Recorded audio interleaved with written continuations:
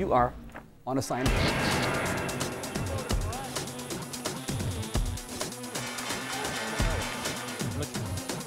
Now, a behind-the-scenes look.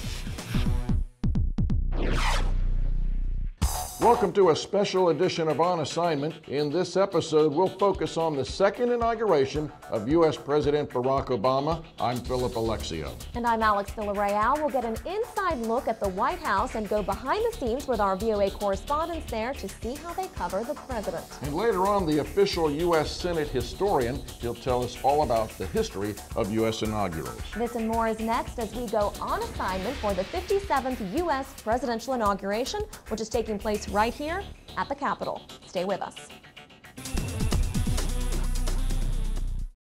The Voice of America has maintained a presence at the White House for decades, and at the moment, Dan Robinson is VOA's chief White House correspondent. Well, we found Dan in one of his usual places, the White House briefing room. In a setting you will probably recognize, Dan told us about the Obama administration's upcoming foreign policy challenges and the briefing room itself. Let's check it out. Dan, what are President Obama's top foreign policy priorities going into his second term? Well, he's going to have a lot of challenges. As you know, the Arab Spring, the situation in Syria is going to be right at the top of the agenda. And he's going to have to build a relationship with the new president of China, Xi Jinping. In terms of the whole relationship with the Asia-Pacific region, that has been a priority for him during the first term. The so-called pivot or shift of priorities in terms of security and economic priorities to that region. Now, speaking of the Middle East, you mentioned Syria. How likely is it that we're going to see more U.S. involvement in the conflict there? Well, you've got, by estimates lately, 60,000 people who have died there, according to the United Nations. So this is clearly a major issue for the United States and for its partners. How that will play out in coming weeks and months remains to be seen. The president has made it clear to date that there will be no American U.S. boots on the ground, so to speak, to deal with the situation. So most likely we'll see it kind of play out, and we'll have to respond to what happens on the ground. But the question is how the U.S. and its allies deal with that situation going forward.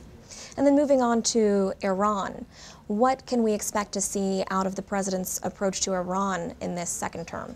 Well, as you know, President Obama has said that, the United States cannot allow Iran to develop a nuclear weapon. This has been a long-standing position. The question really now is what happens in coming months in the latest talks between the P5+1 group with Iran on its nuclear program. Whether that results in some kind of a diplomatic solution. He has said and indicated that there would be an openness to direct talks with Iran. But so far, we've been unable to discern the extent to which progress has been made toward that kind of a goal. The Israeli-Palestinian conflict was another issue related to the Middle East that featured high in the president's first term. Will we see more work on that in this next term? Yeah, well, that's been a major disappointment. I mean, President Obama has acknowledged this of his first term, the inability to get Israelis and Palestinians together for a two-state solution. And it's been complicated by Palestinian moves for recognition at the United Nations. This has bedeviled every U.S. administration, and there's been progress, not progress, for certain presidents over the decades. We're not yet clear how he will pursue this in a second term, but we're sure to see how, what steps they might be willing to take in coming months. As you know, the president has not visited Israel. That's a sore point for many people in Israel. The question, I think, is, whether he'll make a visit to the region, a visit to Israel, and whether he'll engage more personally in this kind of negotiation. Now let's talk about this Asia pivot that you mentioned. Asia was the first continent that the president visited after he was reelected. What's the significance of that? Well, the significance is that there's a link between the efforts President Obama has been making for economic recovery in this country and his foreign policy agenda, which is that American jobs depend on the fastest growing area of the world, which is the Asia Pacific. And so, he's made this link on trips. He made it last year when he went to the region. He made it again when he was in the area in Southeast Asia this year.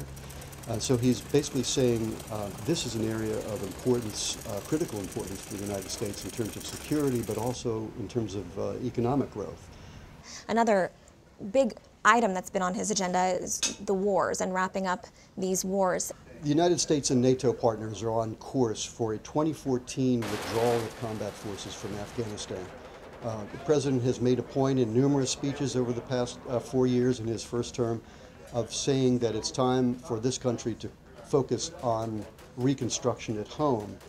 U.S. troops, along with NATO allies, are supposed to be out by the end of 2014. 2013, this year, there's supposed to be a gradual phased reduction. And so, you know, he's committed to this course. The question is how many U.S. troops might remain in Afghanistan as part of this enduring partnership that they're building. I also wanted to ask you, I think a lot of our viewers would be interested to know, what is it like to be a White House correspondent? Well, that's our seat right over there. I know your camera guys are going to get that shot. Yes. But the fourth row, second chair from the left is the VOA seat, which we've had as an organization for many, many years. And we sit there almost every single day and have the chance to ask questions of the press secretaries here. We try to ask questions of the President as well. It's an exciting, intense beat here in Washington, both in that little space downstairs in our VOA space and up here. You're constantly moving back and forth at the stakeout location out here in front of the West Wing. You constantly have to pay attention to events that are going on and suddenly happening and respond to those. And our thanks to VOA Chief White House Correspondent Dan Robinson, who, as we said, has spent quite a bit of time there in the White House briefing room. Well, he is not alone. Actually, there is a second White House correspondent. His name is Klein, and I had a chance to talk with him about the Obama administration's road ahead on the domestic front. Let's take a look at that conversation. White House correspondent Klein, before we talk about the president over the past 4 years and what his agenda is going to be moving forward, where are we standing right now? We had Alex and Dan show us the inside in the White House press briefing, and what are we looking at behind us? Well, we're at what's called the stakeout location, which is right in front of the entrance to the West Wing, which is what you see behind us. If you can see the Marine Guard, the Marine Guard is there when the President is in the building. So we know President Obama is in today. The portico is there, and right behind us, immediately behind us, are some cameras set up at the stakeout location. And that's generally for when there are people meeting at the White House, either with the President, the Vice President, or any other officials. And they would like to come out afterward and talk about it. Now let's focus on the President's domestic agenda. When you look back at the past 4 years, every president has a significant achievement that they may have done. And with this president, would you say that his most significant achievement would be health care reform? Oh, I think so, absolutely. That health care reform is something that presidents have been trying to do for the better part of a century, and without much success. President Obama succeeded where many of his predecessors failed. It was also very politically controversial, and Republicans to this day are talking about trying to repeal what they call Obamacare.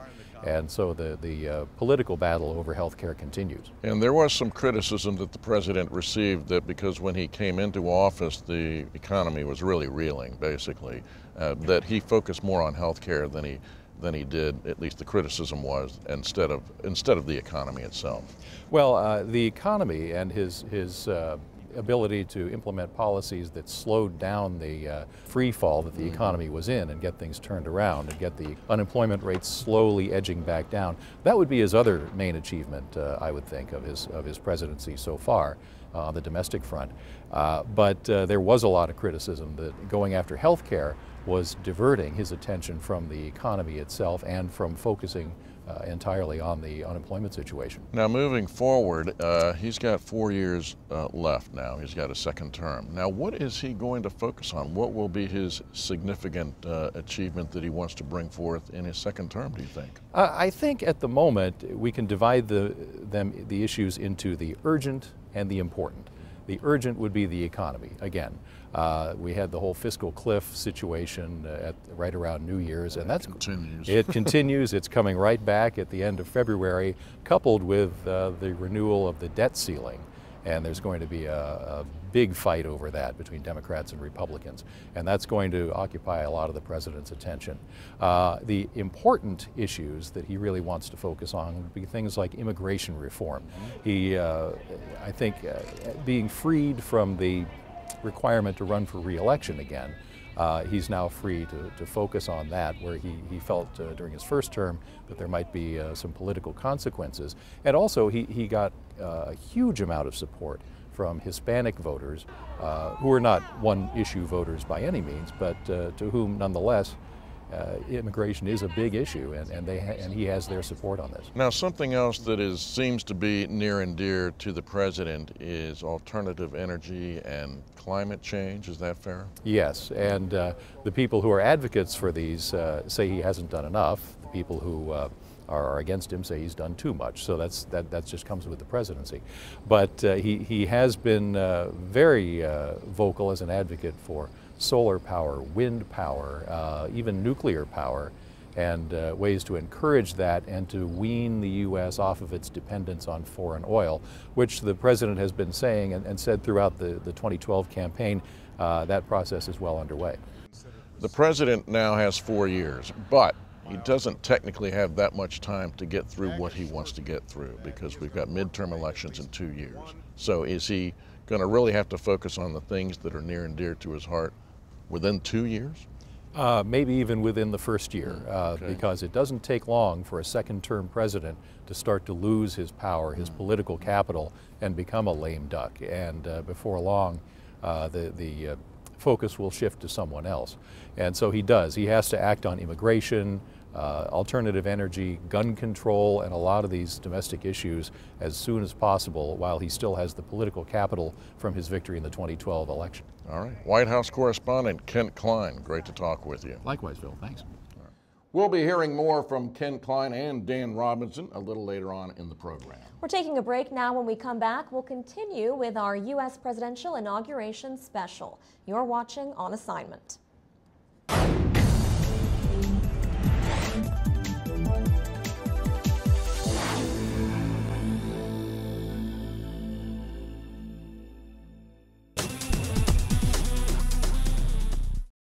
Welcome back to our special inauguration edition of On Assignment as President Barack Obama prepares for his second term in office. Now, when it comes to planning the swearing-in ceremony since 1901, that job has gone to a special congressional committee made up of members of both the House of Representatives and the Senate.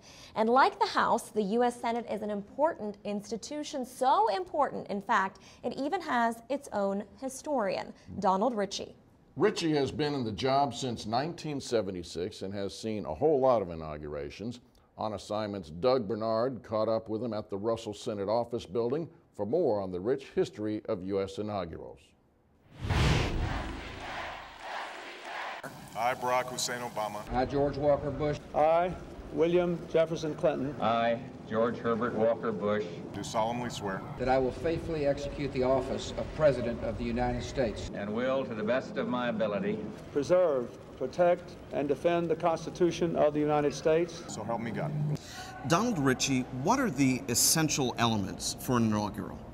Well, the inauguration is a coming together after a very divisive period, which is the election, when everybody has to choose sides one way or the other. But in the inauguration, we've chosen a president, and that person becomes the head of our state and the head of our government. And it's sort of a moment of national unity. And symbolizing that, the legislative branch hosts the inauguration for the chief executive on the steps of the Capitol building, and the Chief Justice of the Supreme Court swears in the president. So all the branches of the government come together, as the diplomatic corps and people from essentially all over the world who are coming to watch this ceremony. Now, in recent times, they've always happened here on the Capitol grounds, usually in the West Front. Does it have to happen at the Capitol? The Constitution doesn't say anything about where it's going to happen. It says the date, and it says that the president has to give a specific oath that they've written into the Constitution. Other than that, it's all tradition, and it goes back to George Washington. When Washington was notified by Congress that he'd been elected, he arrived. They were going to have a ceremony in the House chamber, but so many people outside wanted to see they decided to move it upstairs to the Senate chamber because they had a balcony, and they could step outside and he could take the oath out there. And as a result, presidents, for the most part, not all of them, but for the most part, have taken the oath from the Capitol steps. One exception was Franklin Roosevelt during World War II in 1945, both because of his health and because he felt that they shouldn't have very elaborate ceremonies in the middle of the war. He moved the inauguration to the south portico of the White House, and that's the only really major exception. So the Constitution provides the oath. It's very short, yes. And it specifies the date, which is what? Well, originally it was March the 4th, but now after the 20th Amendment to the Constitution, which was enacted in 1933, it became January the 20th. And part of that was under the old system, the Congress and the President ended their term on the exact same day, which meant that outgoing presidents had to spend their last evening at the Capitol signing legislation because their signature would not be valid after noon on the day that their successor was sworn in. And so they now have staggered the dates so that Congress begins on January 3rd.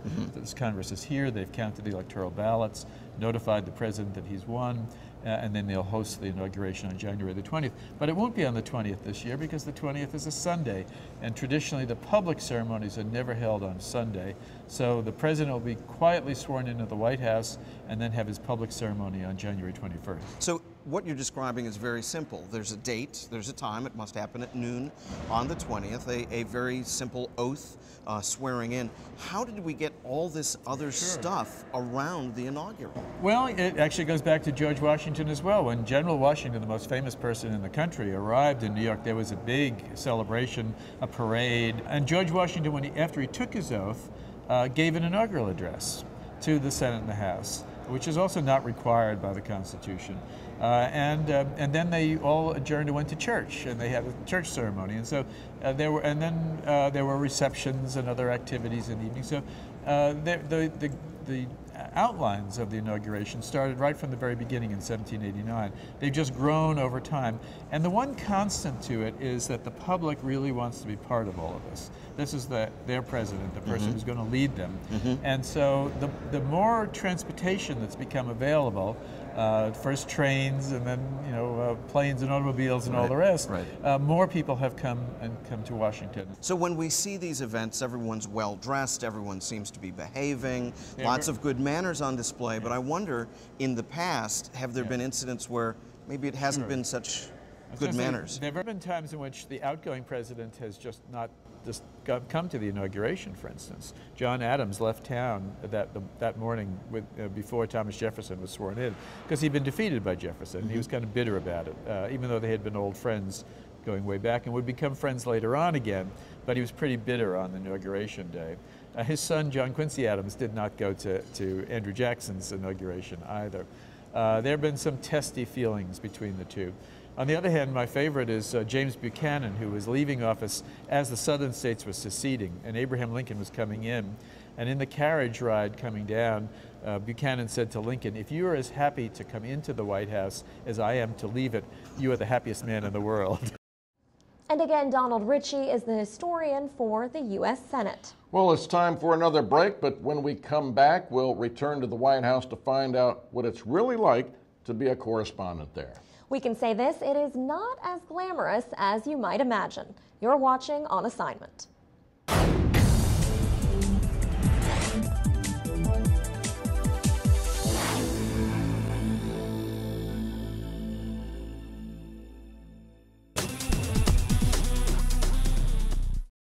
Let's go back to the White House now. One floor down from the briefing room is the narrow, the cramped hallway where you'll find plenty of journalists covering the White House. Well, we went there to see our VOA correspondents at work in their natural environment. Let's take a look. It's just kind of amazing, having grown up in a small town, to be at the White House every day, to walk up that driveway and you see the White House there. And I think, I can't believe I'm working here. Now, I've been here for 4 years. It's just, what am I doing here? And it's still a thrill. Or to be in the Oval Office as the president is meeting with a foreign leader or something. The jurisdiction of another country. It's just an amazing experience. Yeah, I would echo a lot of that. I mean, I started off as a kid from Pennsylvania thinking that I might want to get involved in foreign affairs and world affairs, international relations, and as Kent said, to kind of walk up to the White House every day and to tell people, oh, I happen to work here, and to get their kind of quizzical questions about what it's like. I mean, it's been a very, very interesting road. Let's talk about what it's like for you working as two people, very small space, and having to cover all of these different events, many of them going on simultaneously. Well, I think it's a combination of intense choreography. I sometimes like to think of it as kind of a military campaign. I mean, we have some days one story, other days we have 2 or 3 stories, and we have to decide what we're going to be writing about. And in this close of a space, in about 6.5 feet in this booth, you have 2 human beings interacting and trying to cooperate and run all this equipment behind us. So, I mean, there are a lot of challenges in doing that. And, you have the flow of the news itself, you have the events and the locations here in the White House that we have to pay attention to simultaneously. And it's all a real challenge on a day-to-day basis. Well, usually, with Dan being the bureau chief, he'll coordinate. He'll say, well, why don't I handle this event today? You can take that one. For example, today I'm going to the East Room to cover the President's announcement of Jack Lew as his new Treasury Secretary. Dan's covering the Vice President's meetings with various gun groups on gun control. Ask you all what your opinions are. And what about your space here? What's all this equipment that we're seeing behind you? Okay, well, it's like a cockpit of an airliner, actually, but it's a lot smaller. We have basically a radio-focused production console here, which was originally put in here for radio purposes, but we have connections to all of the White House feed sources, the audio sources, the East Room, the briefing room outside at the stakeout location where people come, let's say, after they've met with the President. And this enables us also to produce the stories. Let's see if we turn the mic up, and if Kent's doing a story there, you can see it coming over the computer screen. The role of social media, how important is that? Often there will be one person working on a particular story, and the other person will alert them to, hey, I see something on the Twitter feed, and then we'll follow that and confirm it and see how that works. If you see it on Twitter, it's a good tip. It'll give you an idea that something's happening, but you have to confirm. You have to make sure that what you have on there is correct, because sometimes it's not. What surprised you coming here? Was there anything that surprised you, things, maybe preconceived notions that you had about being here? I think what surprises a lot of people is how small it is. The briefing room is smaller than it looks on TV, and certainly how small our booth is here. We joke about that a lot. What about traveling on Air Force One? Air Force One is interesting. I mean, it's you're part of this enormous aircraft that's moving the most powerful person in the world around the globe to these various locations. There's a certain jolt you get to it the first time you do it. We've both done it a few times, and you never kind of lose that thrill. You do have to carry your bag with you and keep it with you there in your area. So I can put up with that. And with that, we've come to the end of our inauguration special. Well, we hope you've enjoyed our inside look at this major quadrennial event. As we say goodbye to the soggy Capitol behind us, remember that you can watch all our episodes of On Assignment at voanews.com and on Facebook and YouTube. I'm Alex Villarreal. And I'm Philip Alexio. We'll see you all again next week.